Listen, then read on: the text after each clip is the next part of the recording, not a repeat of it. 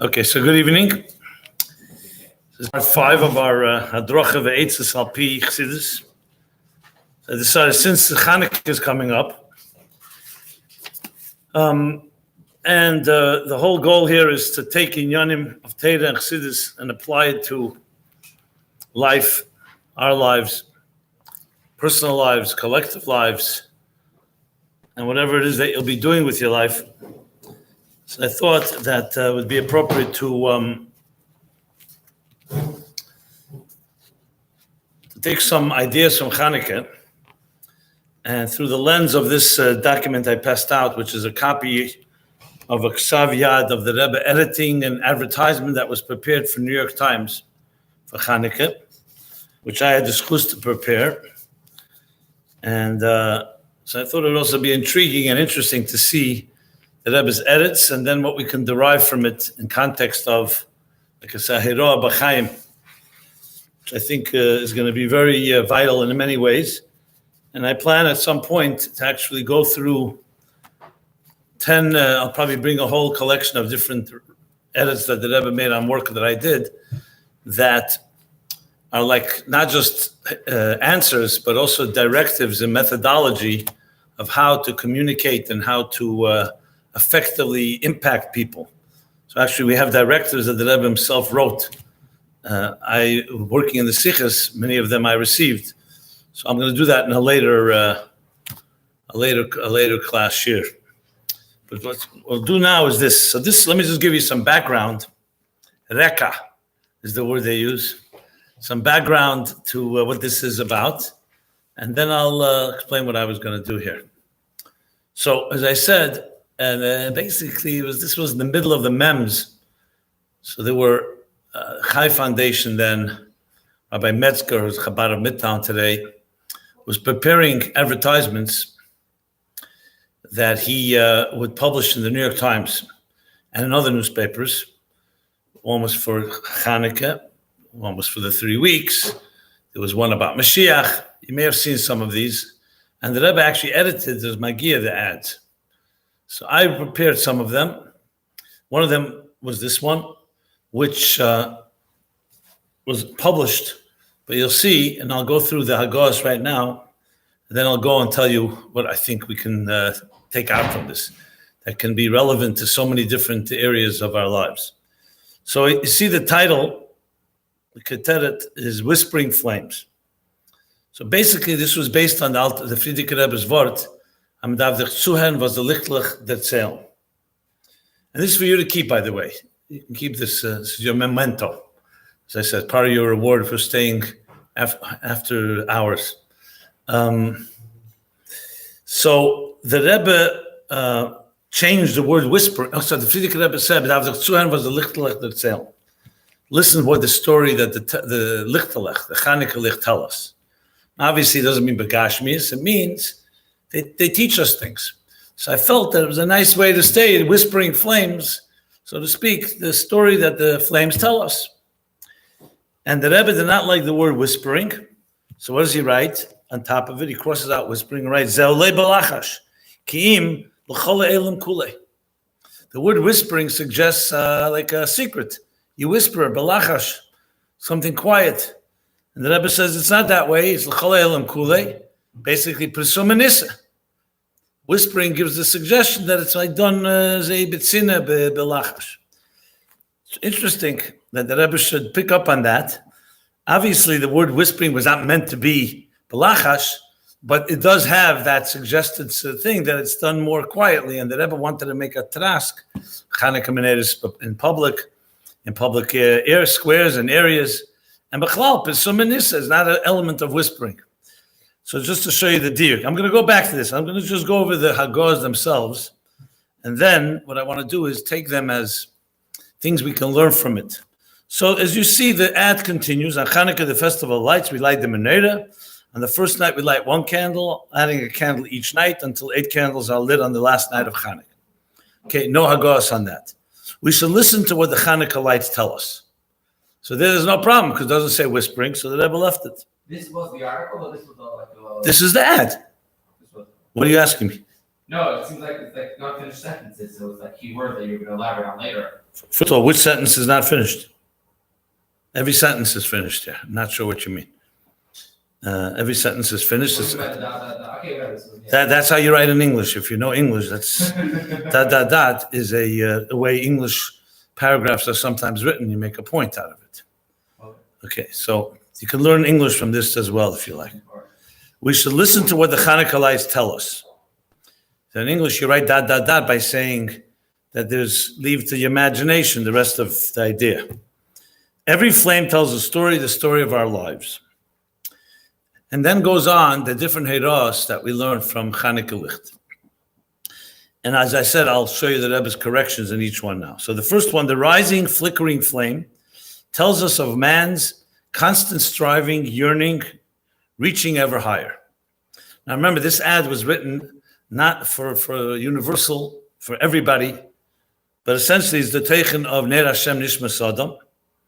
The human being is always looking up, and the concept of arotze, you're always looking to reach greater heights.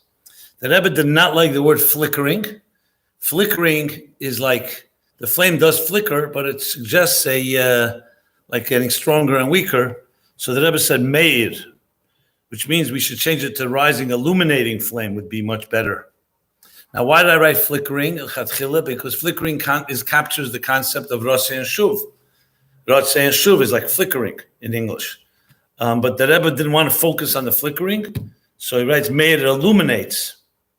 And it tells us about man's constant striving. And if you really think about it, there's no Shuv here. It's only about the aliyah, striving, yearning, reaching ever higher. So the word flickering does not even fit here so much because there's no shuv. If it's said here, and then returning and grounding or integrating or internalizing what the flame is, that would then be more masim to flickering. Let me just continue. The next paragraph is another lesson. The variety of a flame's changing colors reflects the spectrum of life, which enriches the human experience with its diverse shades and colors. So this is lesson number 2. And the Rebbe has some issues with the different words here. Changing colors. The Rebbe says, ma mishtane. The colors don't change. There are different colors. But if you look at a flame, the blue part remains blue. The yellow remains yellow. The red remains red. They don't change. So it's not a correct statement. That's a mistake. The Rebbe says, ma mishtane. What changes? You could say the variety of a flame's colors, that a flame has different colors, but not the changing colors. So we took out of obviously changing. Then the Rebbe writes this question, he circles the word spectrum, like question mark. Now, I can't tell you exactly what the Rebbe meant with the question mark. My understanding was either, this is the right word to use here. The Rebbe wasn't asking what the word spectrum is because, clearly the Rebbe knew English. So I think we changed it. I don't remember to what, but it could also be because spectrum, if you talk about the different colors of life, in other words, there's parts of life where a person has darker moments in our lives. So Chassidus talks about Nehura Uchme, Nehura Chivre, Nehura Tichla, the different colors of a flame. And it says it reflects, for example, when a person is in a more depressed mode, where their life is not going so well, it's more Nehura Uchme, darker. That's why the shades and color diverge. When they talk about, let's say, in a bright moment, it would be more yellow. And each color represents a different state of a person's matzav ruach. So it could be the spectrum of life really means b'chlal through a whole chaya adam, a whole lifetime span of a lifetime of a person. So maybe that doesn't fit here. That's why the Rebbe didn't like the word spectrum. He also doesn't like the word diverse. Now, diverse simply means different shades. But again, because the word changing was not good, so maybe the Rebbe didn't like diverse either. In other words, it's not changing colors, it's different colors. So I don't remember if we changed the word diverse, but since the Rebbe did question it, we definitely probably did something about it. And then finally, colors, shades and colors. The Rebbe doesn't make a question mark, he just circles it. My assumption is that because the Rebbe questioned the word changing to make sure that the whole sentence stems afterwards, and we, of course, did that. The next paragraph is the warmth and light of the candles teach us.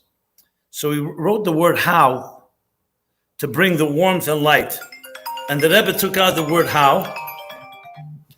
and just right to teach us to bring warmth and light, not how. The etzem minyan that the candles bring off warmth and light, which is, a flame brings warmth and also lights. It doesn't tell us how to do it. It tells us to do it. So the Rebbe crossed out the word how. To bring the warmth and light of the Torah and its commandments into our own lives. And here the Rebbe writes, what does the word say here? Like even,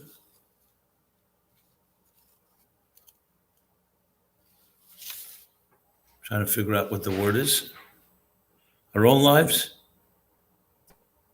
I think life, even of our families and the world around us. That's what it looks like the Rebbe writes. In other words, to add not just our own lives, our families, but the life even of our families. Life even of our families, yeah. In other words, because Bapashtas, you're lighting the candle, what does it have to do with your family? So by saying the life even of our families means, of course, Isha Beisei, that it's a ner that you're lighting for the whole family. So the Rebbe adds like even a life even of our families. I think that's the word is life. Almost sure. Okay, but the Rebbe writes that in English. Then the next paragraph, another lesson. We light the candles after dark and a full view of passersby. Mishatishka Chama, right? Inspiring us to reach out and illuminate those less fortunate who for one reason or another still find themselves in darkness. So of course that's another hira we hear from the Chassidus and the Rebbe. And here the Rebbe crossed out after dark and instead wrote Al HaPesach, which means Al Pesach Beisim B'Chutz B'Pashtus. Because I tried to combine both elements. That the Zman is Azman Mishatishka Chama after sunset, and also the location is Al Pesach Beisim B'Chutz. But since it says in full view of passersby, so much more stimmed Al Pesach Beisim B'Chutz. So we took out after dark, and we just left the location of the menorah. And then the next lesson. Could it be that Rebbe is implying that it wasn't after dark because Mishatishka Chama means like really with dusk? No? It could also be that. Yeah, it could be. It could be. But then it would be redundant. It would be Al Pesach and full with passengers. So passengers. So maybe Al Pesach Mebachutz, Al Pesach by the door, and facing outward to the full view of passersby. Okay, now the next one. Every night we add a candle, expressing the need for steady growth. Mailam B'Kedesh, basically. Never content with our achievements. The Rebbe crossed out past achievements. Interesting diuk. No matter how great, but constantly searching for new creative opportunities. So then the conclusion goes, so let us listen to the gentle whisper, again, question mark on the word whisper, because of the same reason that it said in the title, of the Chanukah lights, absorbing their message into our lives, brightening and warming everything we do. And then the final line in the ad was, every flame tells a story, which is really the beginning of the third paragraph as well. The Rebbe circles that and asks, Ma'u hachilik b'neihem shebeinehem. If every flame tells a story, it sounds like every flame tells a different story. So what's the difference between the story of one flame and the story of another flame? So obviously that language is somewhat confusing. So we took out, of course, that expression.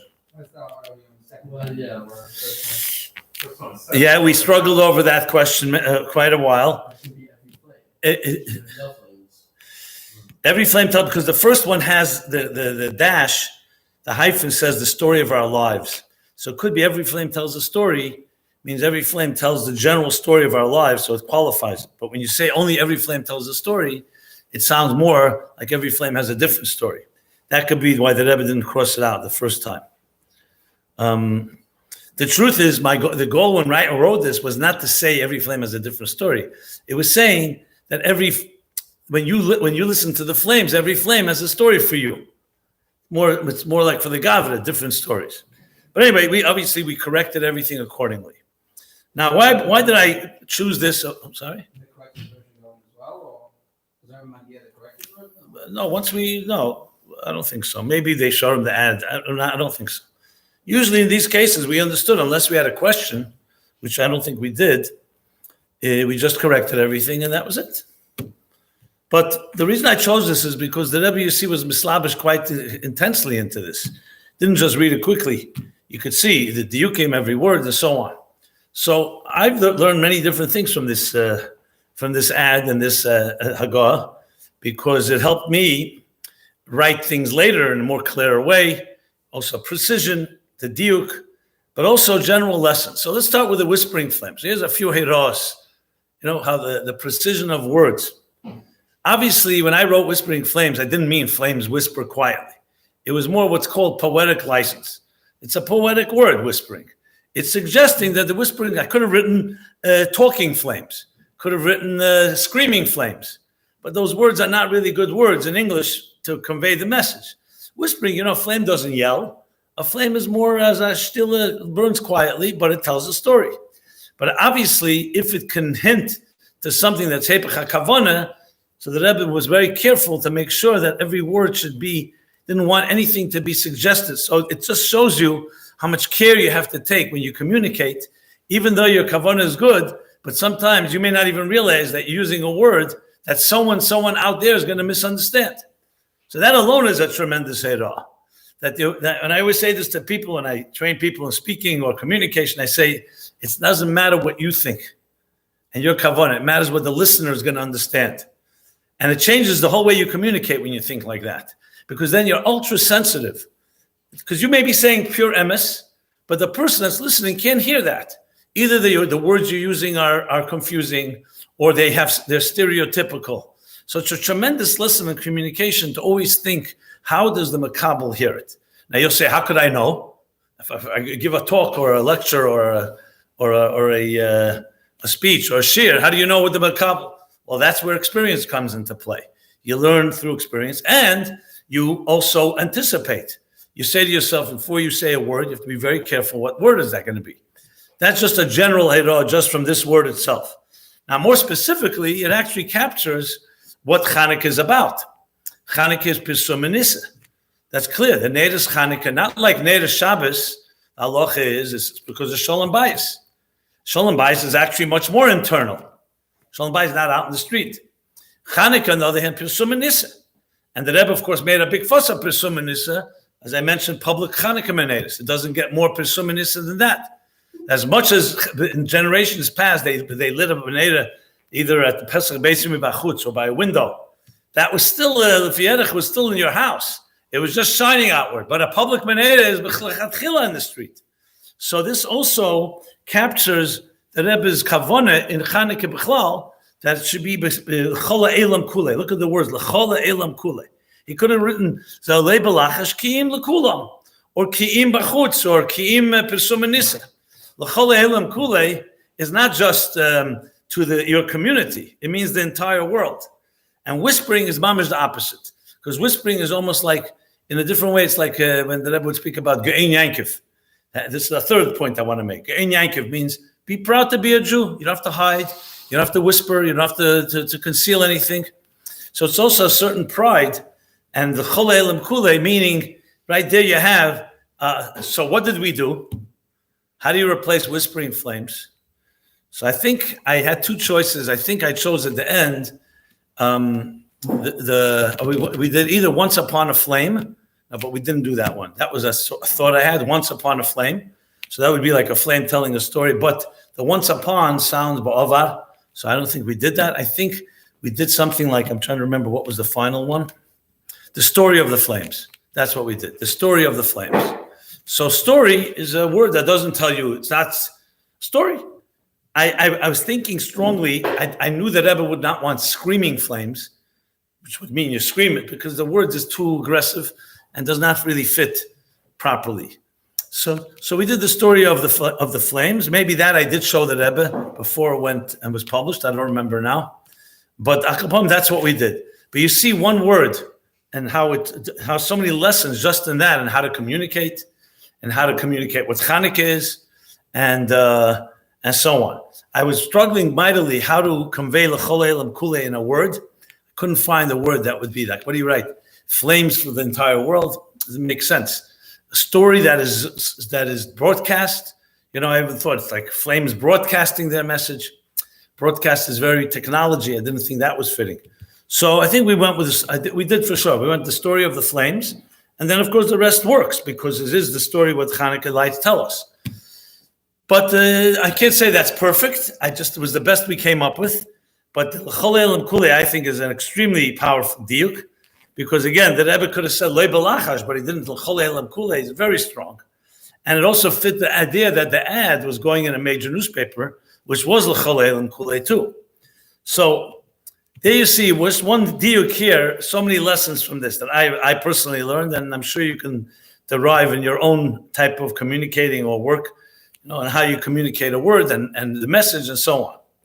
Okay. Was the ad itself a figure of the Rebbe put out? Like why this specific this? No.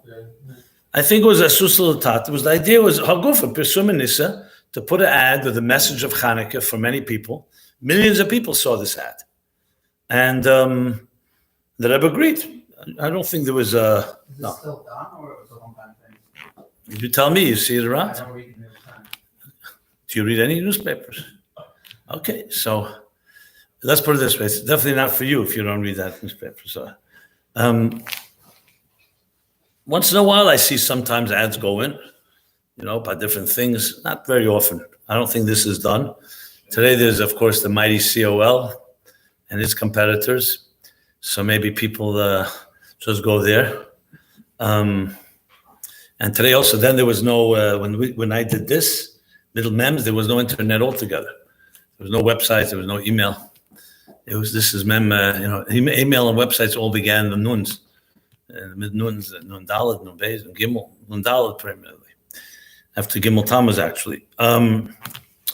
So, Akuponim, go. Okay, so let's go on. The other lines that were written here are a good lesson in general. This, as you see here, if you learn a little Chassidus, you could see there's a lot of Chassidic concepts here. And they're all written in a language that anybody can understand. So that alone, I would suggest, if you're ever interested in learning how to communicate, this is a good example. And you see the Rebbe, the fact that he didn't, what he didn't correct is also Hagah. Hagah is only what the Rebbe corrected. The fact that he didn't correct it means the Rebbe is masking. So that, because if it was wrong, the Rebbe would immediately, obviously, jump on it and correct it. So the mere fact that this is a good example of how you convey a Chanukah message to people. And of course, it's an over nitzchi, even today. Whether you'll go on Mivtza Chanukah or you'll be speaking to someone or you'll be in touch with anyone in any way that you're in touch with people, you don't have to use this per se, but you have here 1, 2, 3, 4, 5 lessons from Chanukah. These are the main hiras that I'll just go over that before I go to the next Hagah. The hira of the aliyah, the so-called the rotzei or the chukah that every person has. Growing upward like a flame that rises, because we know Ner Hashem Nishmasadim is the closest approximation to the Neshama's chukah or gaguyim, in other words in Hebrew. So here the words are striving, yearning, reaching ever higher. The famous story with Tzemach Tzedek when he was climbing a ladder with other children, and he climbed to the top of the ladder. The other children were afraid to climb. So the Alter Rebbe was watching. He said to the Tzemach Tzedek afterwards, he said, why were you the only child that was not afraid to climb to the top of the ladder? The others were afraid. So he said, Zayda, the others were climbing on the ladder. They kept looking down. So they saw how high they were. They were afraid to climb higher. As I was climbing the ladder, I kept looking up. So I saw how low I was. It motivated me to climb higher. The basic hira that a human being should always be looking up. The Friedrich Rebbe says, a behemah hat kemel de himmel nish gesehen. Because a behemah walks on all four. So it doesn't look up into heaven. There's no su'u mora meinechem. The fact that we human beings walk upright on 2 feet is a sign because our ruchnis is that way. The gashmis stims with the ruchnis. Since our ruchnis is that we streb, we yearn, we strive, su mora meinechem, and when you su mora meinechem, you look up. Even begashmis, you see, even in the Geisha world, you see the concept that people, how much billions, trillions of dollars have been spent just for outer space travel, to explore outer space, to see, are there others like us out there? What's going on? Just curiosity. Only humans have this. Animals don't have a need to build better homes or better cell phones. They don't have it all together, those things. They look on the ground, and their business is survival. That's how the Eibishter created them. Le mishana tafkidom, as Alter Rebbe says in Tanya. They eat, they breed, they take care of their young, they protect their young, and then they move on. That's the tafkid of an animal. Chai. Same thing, tzemeach and daemon. It's only the min hamedaber that has that tchuna, that looks upward and constantly looking to improve your life, to grow. Even in yonim chel, not just in kedusha. So that's lesson number one. Number two, and again, I'll go back to the hardest, but let me just go through this first. Lesson number two is that the colors, the fact that a flame is made up of different colors, so not changing, but colors, tells you that life has many different hues, many different shades. Life is not one color. In other words, you have dark, you have light. As I said before, it reflects the different. The Rebbe didn't cross out the Hira. He just crossed out words that were not appropriate. Now, the Rebbe didn't like the Hira, he would have crossed it out. Okay, the third thing is, of course, the basic aleph beis of Yefutza Menasech Chutza, of bringing the Eir, which is Chem and Gilui, warmth and light, of Neir Mitzvah V'Teira Eir. I'm just giving the Makedas for it, into our lives. The Rebbe says, I'm just looking again to make sure, life even of our families, and the world around us. So it comes down to our lives, our mishpacha, and the world around us. Okay, that's a pretty clear-cut order. And two more hiros is that to be meir hacheshech. That Chanukah has something unique, that it illuminates those less fortunate, meaning obviously mokem zman, but also a person, people who are in a matzav, like the Rebbe brings always, mishatishka achama ad shatichla raglet tarmadoi. So the Rebbe teaches zigla tarmadoi, but pashtus in the Gemara means the feet of the people who are doing the business. The last people going home from work, that's tarmadoi. Zigla tarmadoi, they're already no longer in the shuk. So let's say work in those days would end around before sunset. So from the time when the sun sets to the time that there's no one walking in the streets anymore, that's tichla ragel tarmadoi apid halacha. But the Rebbe brings from Emek HaMelech, tichla ragel tarmadoi from the word meredes, from those that are merdim, that are defy, or they defy God. And rigel tarmadoi is the regel, mam is the tachten shabatachten, that acha tichla from the word kiloyan, that you actually transform them. You eliminate the merida and you transform them into kedusha. So basically, that is the sort of this, that the idea is not just to radiate the darkness in mokem and zman, but also in nefesh, in people's lives. They're in a matzav where they, for one reason or another, still find themselves in darkness. Our achrayus is to reach out and illuminate their lives. Okay. And then finally, the word of Ma'alim B'Kedesh. That you have person has to always grow. The first night you light one, then two like Beis Hillel, 3, 4, expressing the need for steady growth, never content. And it's interesting with our achievements. Why did the Rebbe cross out past achievements? All achievements are past, if you're talking in the future. But it could be that the words are necessary. Well, that's a pashtus. Doesn't change anything.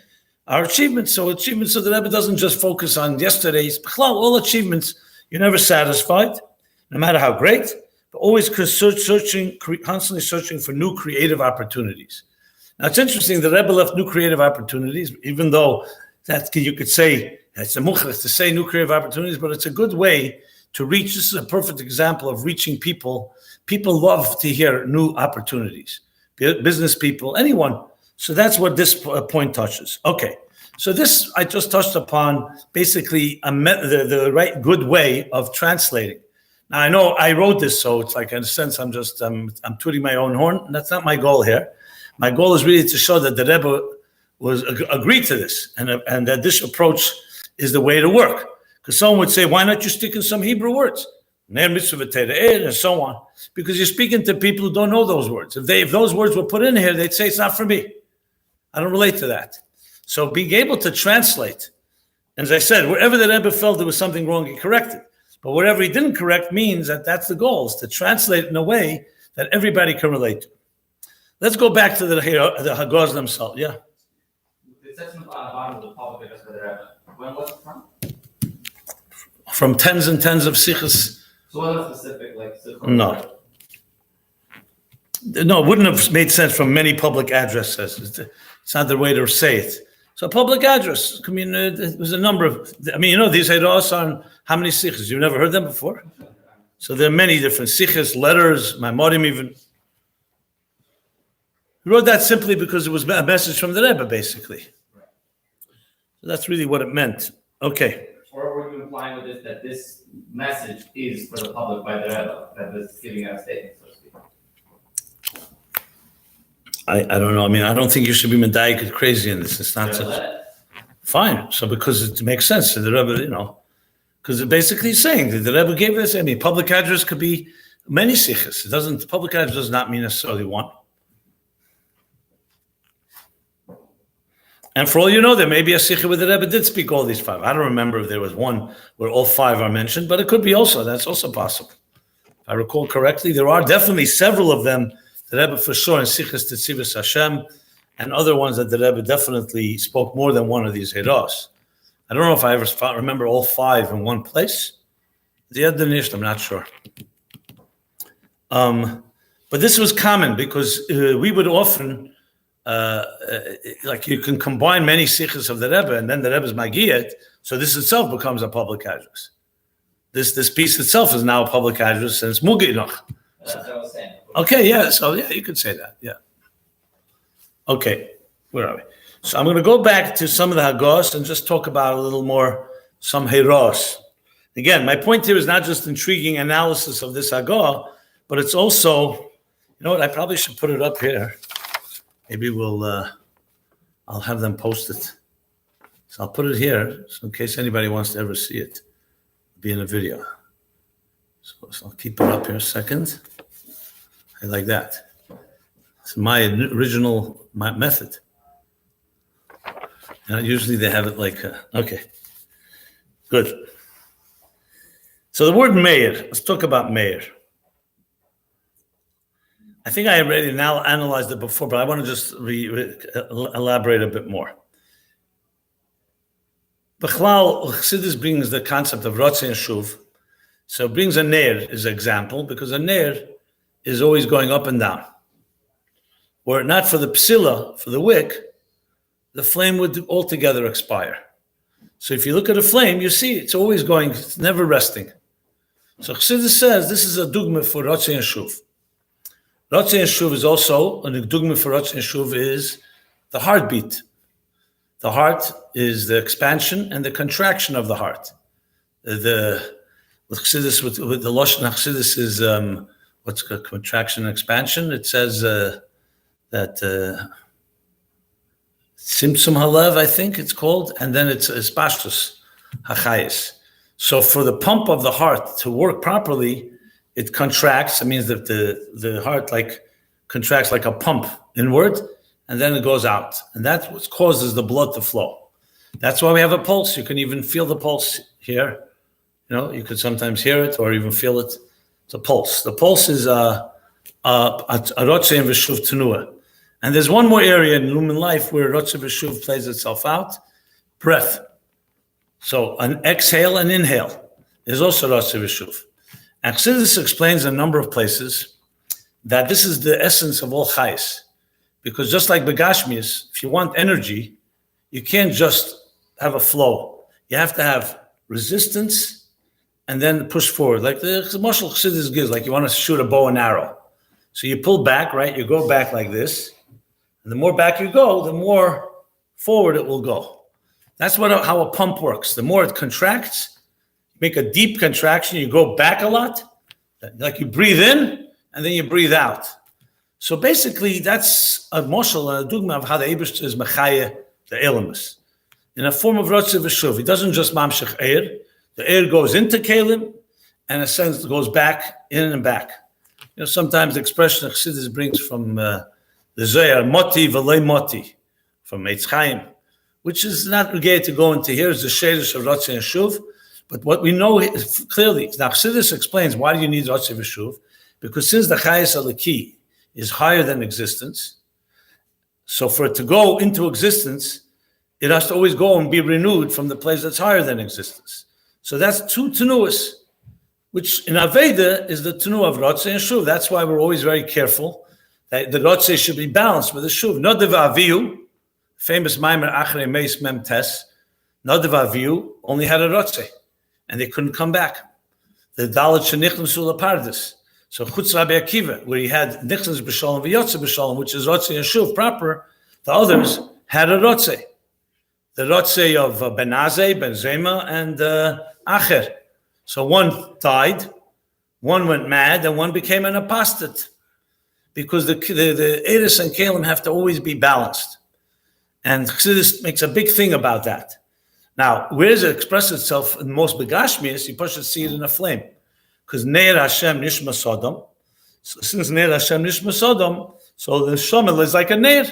It's a dugma of a Neir. Alter Rebbe explains it in Tanya, Perek Yutes. So he says like a Neir. So just like a Neir goes up and down, like a flickers, so too does the Neshama. There's always a Rotze and a Shuv. A Rotze is when the Neshama has a Rotze for Avos Hashem, Dveikus B'Hashem, V'dofka B'Hay, and so on. The Shuv, however, tells the Neshama, Al Korchach Atachai, you have to stay in the guf, you can't have Kleis HaNefesh, because that's not the Kavanah.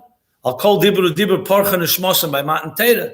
And the Eibush had to be Hichzir Lahem B'Tal Shaltchiyah, because it's not the Kavanah to just have the famous story with the Alter Rebbe and Rabbi Avram HaMalach, that they were learning together, and Rabbi Avram HaMalach was holding by Kleis HaNefesh.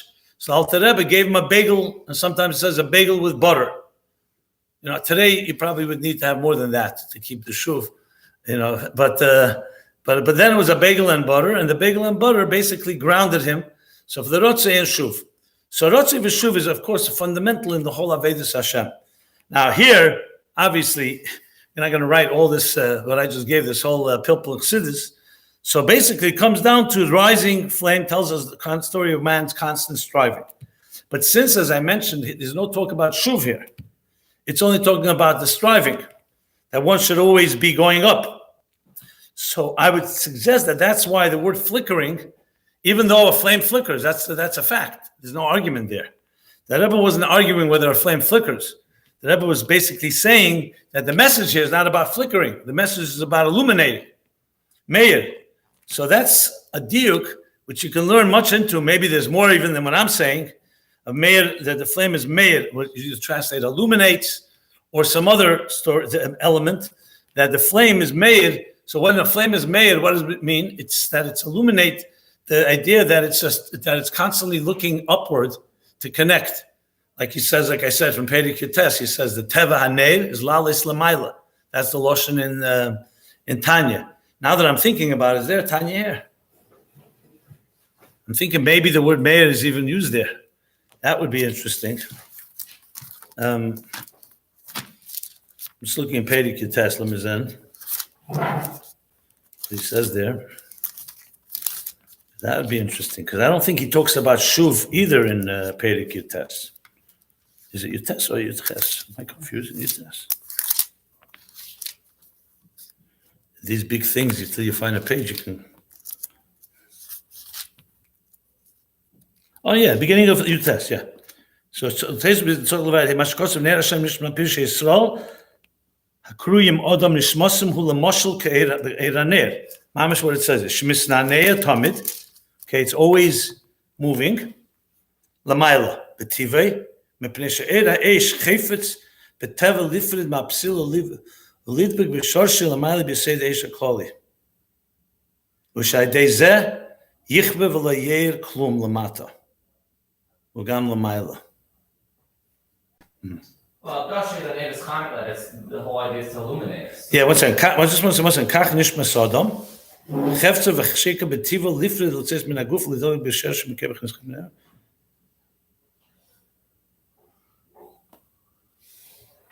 Okay, fine. I just was wondering. Good. Yeah, that's also correct. Upon flickering was not the word that I wanted, and it could be, as I said, analyzed further. But it probably could have a big deal, Meir, because Meir could also have two meanings. It can be the flame is illuminating for us this message, or the Rebbe is saying the flames ha'ara is essentially one of Rotze. You could touch Meir here, two different things, because it does say the rising. Let's say it says the rising flame, but the Rebbe left Meir, the rising, illuminating flame. Another nukuda I would add here is that when the flame is in a state of Rotze, it actually gets more behelam, because it's like leaving. The whole point of the flame is that when you draw it down. So what the Rebbe means by Meir here may not be exactly the aliyah shebezeh. Anyway, I can't tell you I have it all figured out. I'm just bringing it up so we can analyze it further. Yeah. The rising flame, if they ever wanted to insert an English word of mayor, they would have written it in English. No? Not always. Sometimes the Rebbe, B'das Tachten, the Rebbe sometimes, you see, there's one place he does write English, and some places, ala Pesach, mamishta.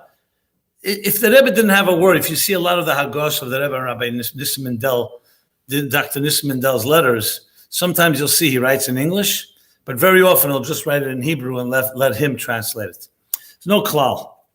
It could be that Rebbe was wanted to give the point made and let us figure out what word it is.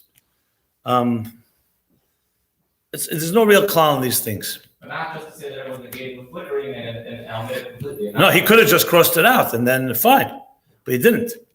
He clearly wants another word there. Okay, so Flickering could have a connotation of weakness. I mentioned that before. Flickers out. That could be also he wants to be shaled that, because it could mean other things, right? That's possible. Like instead of maybe illuminating, you could say the rising. Let's say he said misnaneya. He says that it is misnane. The rising shining flame. I don't know if I would use shining, but maybe the rising. Even burning, you could say the rising burning flame. Meir can also be burning, even though it's not nisraf, but Meir could be burning flame. Like basically like not indicating, like you said, weakness. I don't remember what we did it then, to be honest. I wish I could find the final ad and we could see what we did. I'm not sure what we did. Definitely broke my head over this because I wanted to make sure it's mechuven. Now that I think about it, it's very possible we gave it back to the Rebbe for approval. I don't think the Rebbe made more edits, or else I would have had them. It could be that we just gave it back to him, but yeah. Okay. Let's go to the next paragraph. So look, you see here, so, the variety of flames, so this I explained the changing.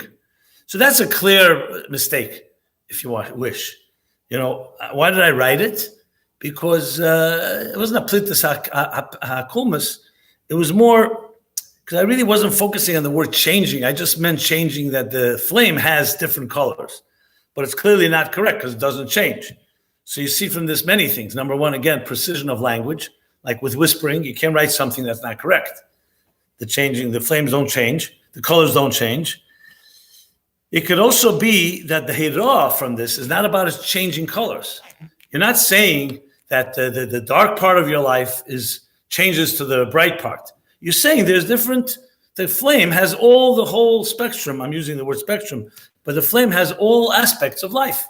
So if you look at a neshama and say a neshama is like a neir, like a flame, so besides the tchuna of aliyah, that it's striving, it also has another thing. A flame has colors. So as I said, the Chassidus, it talks about actually, I believe 4 colors. Nehuda tichla, that's blue. Nehuda uchma is black. That's like the closest part to the wick. Nehuda chivra is white. And there's, I think, Nehuda tichla chivra is there. Nehuda, what's red? Would be Nehuda, udma. But I don't think that there is a red part of the flame. And usually a flame is there's blue for sure, there's white, and there's yellow. And there's black is closer to the wick. So Chassidus explains, the closer you get to the wick, the darker it gets. So if you look at a flame, you really expand it. If you looked it up in a picture, if you looked at a flame that's like magnified, you'll see the darkest part is near the wick, blackish. Then it gets a little, I think, dark blue, then yellowish. And then, where's the yellowish? Red, and then yellowish. So the top part of the flame is usually yellow. Like when you light Chanukah, you don't really see the darker part. You see mostly the yellow part. So Chassidus talks, and Shari Eira, the Mittler Rebbe talks about it. So this, and the word spectrum, I'm not sure what we did, can't tell you, but and also with diverse. But the beauty of this is that life is not one-dimensional. That's the real nakuda here. That the variety of flame, its color shows you life is not one color.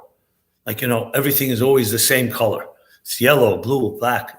It consists of, which enriches the human experience. So the truth is, when I wrote it, I wasn't positive that Rebbe was going to agree to it. He could have taken out the word enriches, but he left it, which really makes it very relevant to people, because the beauty, people think, if I only had good times, every day should be vanilla, the same type of flavor, same color. The fact that the diversity of life actually enriches life. The fact that it's not the same, so it's not boring, it's constantly changing. And that, of course, the word changing is not that the color changes, it's that there's different colors in a person's life, as I said before. So I think that covers that. Then we talk about the last mokin. How is a very clear. I like that how much. I used it many times in my speaking and teaching, because when you don't need an extra word, and as a matter of fact, when the Chanukah Lich don't teach us how. It doesn't teach us how to bring light. I mean, a little it teaches us to shine to the outside, to illuminate the dark. But the main thing is it teaches us the etzem lesson, that you have to do it. Just like the Chanukah is illuminating life, the same thing we have to, just like Chanukah is illuminating its surroundings, we have to illuminate our surroundings. The Hagah about the life even of families, even of our families, I've never really gotten clear what the Rebbe meant by that. What it really means. What's the even? Why would it be the Havamim not? The only thing you could say, what I mentioned earlier, is that the Rebbe is saying, since all this is about the Hira to us, then the question is, where families come into here. So he's saying even. Now, I just hope I'm reading it right. For some reason, the English is very, the letters. You have the original? I have the original. Maybe you can see it here. Or in the, yeah. Or will you print the final version?